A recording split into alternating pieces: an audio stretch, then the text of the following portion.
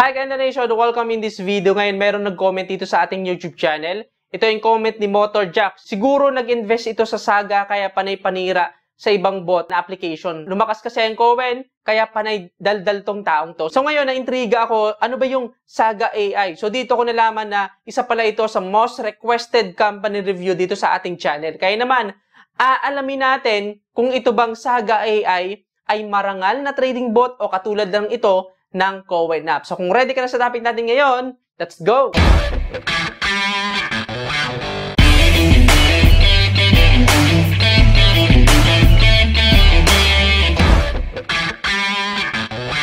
Ang tanong, ano nga ba yung Saga AI para sa mga wala pang idea sa platform na ito? So, ang Saga AI ay isa pong trading bot o example ng isang arbitrage trading bot. Base sa kanilang principles of robots na nakalagay dito sa kanilang website, ang proseso ng trading activities nila ay isang arbitrage trading. So, ngayon, paano ka ba ikita dito sa Saga AI? So, kapag nandito ka sa kanilang application, click mo lang tong buy now. Okay? Then, meron ka ditong makikita ng 5 robot. Number 0, number 1, number 2, 3, 4. Ang pinakamalaki yung 4. Dito sa number 0 na robot, wala ka ditong startup deposit. Pero, ito ay nagkakahalaga ng 15 USDT. Okay? At dito naman sa robot 1, no, kailangan mo dito na startup capital o startup deposit na 30 USDT. At yung price ng robot na number 1 ay nagkakahalaga ng 2 USDT. Okay? At ang pinakamahal naman dito ay number 4 na robot. Okay? Kailangan na startup capital mo dito o startup deposit ay 2,000 USDT. At yung robot price ay nagkakahalaga ng 100 USDT. Ngayon, para makabili ka ng robot, no, kailangan mo lang gawin, sabihin natin na gusto kong bumili ng robot 0, click ko lang tong buy robot, then click ko tong confirm to buy. Okay? Then, ang pwede mong kitain dito ay 0.9 to 1.1 USDT. Pero base sa experience ko, napunta tayo dito sa asset. So, meron akong 2 robot na nagra-run. No, kumita na po ako ng 28.68 USDT. At base sa experience ko, ang kita dito per day ay 1 USDT. Okay, kung kukupitin natin. So, hindi lang yan kapatid. No, pwede ka rin kumita dito sa pag-refer ng tao. Meron kang team member, no, yung level 1 at level 2, level 3. Ibig sabihin ng level 1, ito yung direct referral mo. Yung level 2, ito naman yung direct referral ng level 1 mo. Yung level 3, ito naman yung direct referral ng level 2 mo. O dito pwede kang kumita ng up to 12% commission bonus. So dito pwede kang kumita ng 12%. O so one class representative, no, the secondary agent ay 6%, the third level agent naman ay 3%. So yun yung dalawang paraan kapatid kung paano ka kikita dito. Una, sa pagbili ng robot, pwede kang kumita sa pag-trade daw nila. At yung pangalawa ay sa pag-invite ng mga tao dito kapatid. Okay? Ang tanong, safe ba ito? Katulad ng Cowen app, ang Saga AI ay masasabi ko na possible na kasama ito sa mga fake trading bot at hindi po safe ang fund na ilalagay mo sa application na ito. Ngayon, bakit ba nasasabi na hindi safe ang fund kung ang isang trading bot ay possible na matalo ang pera mo at maubos dahil sa maling analysis? Kapag kasi ang pera mo ay inilalagay mo sa isang platform bago makapag-trade, control nila yung pera mo. Ibig sabihin, pwede nilang ibigay sa iyo yung pera mo at yung profit mo at pwedeng hindi rin. Plus, sa mga ganitong klase ng application, hindi mo makukuha ang pera mo agad-agad. Merong oras, merong araw kasi para hindi sila ma-overpaid kasi karamihan ay hindi naman talaga kumikita sa trading. Kumikita ang ibang platform sa mga bagong pumapasok na pera o sa mga bagong investor. Kapag kasi totoong trading bot ang napasukan mo, anytime pwede mong kunin ang pera mo, anytime pwede mong alisin yung pera mo, okay? Doon sa application na yon. Kumbaga, ikaw ang may control ng pera mo at hindi yung platform. I hope nakukuha kapatid. Ulitin ko, sa totoong trading bot, ikaw yung may control sa pera mo, sa trading fund mo. Kapag sa mga fake trading bot, hindi ikaw yung may control. Okay? I hope nakakuha kapatid. Ngayon, paano ko nasabi na kabilang ito sa mga fake na trading bot? Pag-usapan natin ang mga red flags na nakita ko sa platform na ito. Unang-una kung bakit ko nasabi na kasama ito sa mga fake na trading bot, kasi pwede kang makapag-trade kahit hindi ka maglagay ng fund. No? Kasi sa isang trading bot, hiwalay yung rental fee mo sa bot sa trading fund. O para mas maintindihan mo ng mabuti, example, dito sa bitsgap.com, kapag nag-rent ka ng bot dito, hindi ka makakapagsimula mag-trade hanggang hindi ka naglalagay ng pera sa Binance account mo. Kasi yung pera na ilalagay mo sa Binance account mo, yun yung gagamitin para makapag-trade. Okay? Yung perang yun ang gagamitin para makapagsimula mag-trade. Pero dito sa Saga AI, nag-rent ka ng 15 USDT pero makakapag-trade na siya kahit wala kang startup capital o wala kang inilalagay na trading fund mo. Dati kasi, 0 ang rent at 0 rin ang startup capital mo dito at pwede kang kumita ng 3 USDT pero binago na nila yon, ginawa na nilang 15 USDT ang rental fee o yung presyo ng bot. Ngayon, ang issue kasi dito, hindi ka naman makakapag-start ng trading kung wala kang trading fund. Pero sige, for the sake of discussion na lang, sabihin natin, okay, 15 USDT, yun yung tinitrade. Okay? Ang tanong, kikita ka ba talaga sa arbitrage trading bot, okay, kapag 15 USDT ang pera mo?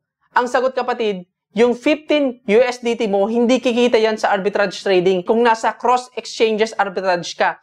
Bakit? Dahil sa mga fees, lalo na yung nasa cross exchanges arbitrage. Kapag naka-triangular arbitrage bot ka, pwede pa. Pero medyo malabo kapag cross exchanges arbitrage. Kung baga dito sa bot zero, ito lang yung paraan nila para makapag-attract ng maraming investor. Ang madalas kasing target ng mga ganitong klase ng application ay yung mga walang idea sa trading. Kung paano ba nag-work ang trading. Kasi ikaw ba naman, kikita ka nang wala kang ilalabas na pera o wala kang kailangan ilabas para sa trading fund mo. Hindi katulad ng mga totoong trading bot na kailangan mong maglabas ng malalaking halaga para makapag-trade. So, talagang maaakit kapag ganun. So, yun yung pagkakaiba ng mga fake na trading bot at dito sa totoong trading bot. No? Pangalawang red flag na nakita natin dito sa platform nito para masabi ko na ito ay isang fake na trading bot, ang Saga AI walang physical proof of actual trading. Kung papasok ka sa application na ito, yes, kumikita ka, okay, kumikita yung bot, pero walang patunay na gumagawa ang bot ng trading activities para mas maintindihan mo ng mabuti. So, mayroon tayong tatlong uri ng arbitrage trading. Una yung tinatawag natin na triangular arbitrage. No, paano ba ito? So, sa triangular arbitrage, mayroon tayong tinatawag na buy-buy-sell at buy-sell-sell. For example, sabihin natin na mayroon akong 100 USDT sa spot wallet ko. Para kumita ako gamit ang triangular arbitrage, ang ginagawa dito, from USDT, magbabay ako ng Ethereum worth of 100 USDT. Then, Ethereum, magbabay ako ng another coin. Sabihin natin, Solana. Then, Solana, isa-sell ko ito sa USDT. Ito yung buy-buy-sell ng triangular arbitrage. No, same concept sa buy-sell-sell. From USDT, magbabay ako ng Ethereum. Then, isa-sell ko ito sa Solana. Then, magsisell ako ng Solana from USDT. No? Pangalawa yung tinatawag natin na cross-exchange arbitrage. O, paano naman ito? O, sabihin natin, gusto ko mag-invest ng 1 BTC. Ngayon, kung titingnan mo, ang 1 BTC dito sa Coinbase ay merong 21,274 USD. Okay? Dito naman sa Binance, ang 1 BTC ay equivalent ng 21,291. Para mas maintindihan mo lang, kapatid, kung titingnan mo, merong 17.2 na difference, mas malaki yung value ng BTCs dito sa Binance kaysa dito sa Coinbase. So, ang arbitrage, bibili ako ng BTC dito sa Coinbase. Nagkakahalaga ng 21,274.59. Okay? Then, i-convert ko sa Binance, ilalagay ko sa Binance, then, ibabay ko siya. Itong proseso na ito ay mabilisan. No? Hindi ito oras. O, kailangan na segundo yung labanan dito. Kasi pwedeng magbago yung value, pwedeng dito sa Binance, bumaba, at dito naman sa Coinbase ay tumaas. So, kapag ganun yung nangyari, ay pwedeng malugi ka. So, dito, kailangan mabilisan sa arbitrage trading. Okay? Pangatlo, yung combination ng triangular at cross-exchange arbitrage. Para ma-visualize mo, ngayon pag-usapan natin kung paano nag-work yung triangular, yung combination ng triangular at cross-exchange. Sabihin natin na ito yung bot. Okay? Lagay natin dito, ito ay yung bot. Ngayon, paano ba ito nag-work? Sa triangular at cross-exchanges combination, ang nangyayari, sabihin natin na ang main exchanges mo ay Binance USDT, okay? So, ibig sabihin, meron ka ng laman sa USDT. Ang mangyayari, kapag ginamit mo yung combination ng triangular at cross exchanges, si bot bibili siya ng ETH. Then, ang gagawin niya, ETH pupunta o bibili, magbabay ng SOL. After dito, itatransfer niya ito sa SOL. Then, magsisell siya ng ETH or magbabay, depende dun sa strategy. Then, ETH to USDT. Ngayon, kapag napunta na yun dito, papasok yan dito sa USDT ng Binance. Okay? So, ganun nag-work yung triangular and cross exchanges combination. So, sa tatlong uri ng arbitrage trading na ito madalas yung ginagamit ng bot o gumagawa ng bot. Ang popular dito ay yung tinatawag na triangular arbitrage. Ito madalas yung makikita mong mga arbitrage trading bot sa ibang mga application. Ngayon, dito sa tatlong ito, walang physical proof ng actual trading na ginagawa sa Saga AI. Plus, kung papansinin mo sa mga gumagamit ng Saga AI, mayroon siyang 100% winning rate. Sa trading kasi, especially sa arbitrage trading na gumagamit ng cross-exchanges arbitrage, hindi ganun kalaki yung percentage ng winning rate. Bakit? Hindi lang dahil sa volatility ng isang coin, kundi sa fees din ng coin at ng exchanges. Na profitable pa rin hanggang ngayon ang cross-exchanges arbitrage pero hindi 100% ang winning rate niya, kapatid. Isa pang red flag na nakita ko sa application na ito ay pagsisinungaling nila sa information ng kanilang company. Katulad ng founder ng Saga AI, malalaking investment institution na nag-invest daw sa Saga AI.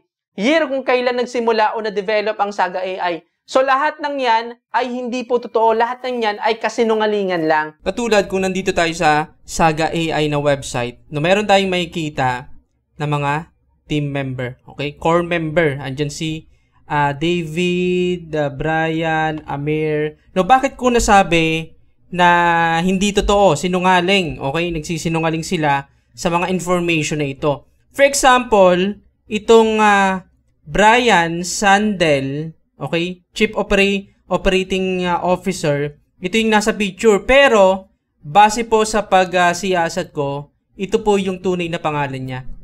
Okay? Andrew Kowalski, okay? Senior Legal Counsel ng Dragon Oil. Diyan siya nagtatrabaho. Okay? Ngayon, dito naman kay Amir, okay? Hindi, ito yung ano niya. Ang tunay niya pong pangalan is Robert Gerharm. Same po dito. Andito yung ano niya. Robert Gerharm. Then, next, itong Chief Operating Officer nila na si Liam, hindi yan po yung tunay niya pangalan. Ito po yung tunay niya. Okay? Roman Molling. Okay? Nagtatrabaho po siya dito sa ito. Okay? Crescent Management UND. Okay? So, dito pa lang, kung titingnan mo, dito pa lang, hindi na totoo yung mga information na ito. Then, tandaan mo, kapatid, yung mga picture na yan, kasi baka magbago yan sa mga susunod na araw, ilalagay ko kung sino yung mga pangalan ng bawat isa dito. Okay? Sa comment section, okay? Sa pin comment, ilalagay ko yung tunay na pangalan ni David at ni Devonte, si John, okay? At itong si Jason. So, kung dito pa lang kitang-kita mo na sa core member, medyo nagsisinungaling na sila. O, dito pa lang. At katulad sa CoinUp, ang Saga AI ay mayroong fixed income. Ano nga ba yung fixed income, kapatid? Ang fixed income ay isang uri po ng fraud earning activity kung saan kapag ang profit mo ay daily without proof of trading transaction, okay?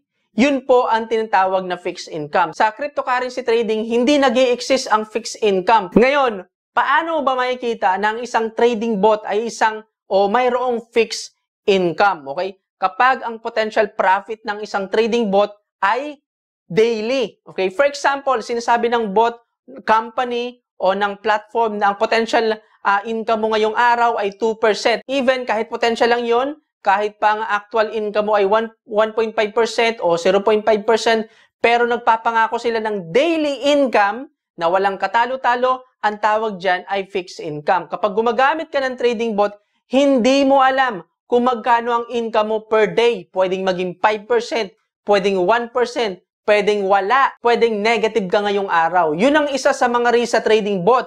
Kahit anong trading bot pa man yan, kapatid. Ngayon, kapag lahat ng coin sa trading activities ay pataas, walang pababa, o kung mayroon ka man nakikitang pababa pero hindi malaki, nako kapatid, generated lang lahat ng yan. Ang tawag dyan ay fixed income fraud. At last na red flag na nakita natin dito ay possible na ito ay Ponzi scheme at pyramid scheme. Sa katunayan, hindi na ito bago, itong ganitong klase ng scheme. Same concept sa CoinUp at katulad sa ibang mga application na nagsara na kung saan na-review natin dito. So, nagpalit-palit lang sila ng mga paraan kung paano kikita, pero same concept, same scheme. So, ngayon, pwede mong panoorin ang dalawang video na to para mas maintindihan mo ng mabuti. So, ang review natin dito, ang Saga AI ay katulad ng rin ng CoinUp na possible na isang pyramid at Ponzi scheme na nabubuhay lang sa mga member dito dahil sa mga bagong investor. At masasabi ko na ito ay kabilang sa mga fake na trading bot. Ngayon, ikaw naman yung tatanungin ko, kapatid, ano yung masasabi mo sa application na ito? Ito ba'y maganda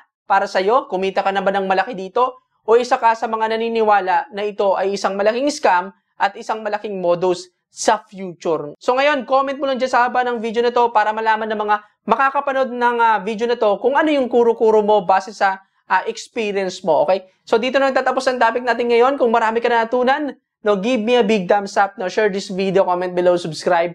At huwag mong kalimutang i-click ang notification bell para lagi kang updated sa video na gagawin natin. Hanggang sa muli, I'm Neil Llanto. I'm Internet Marketing Vlogger.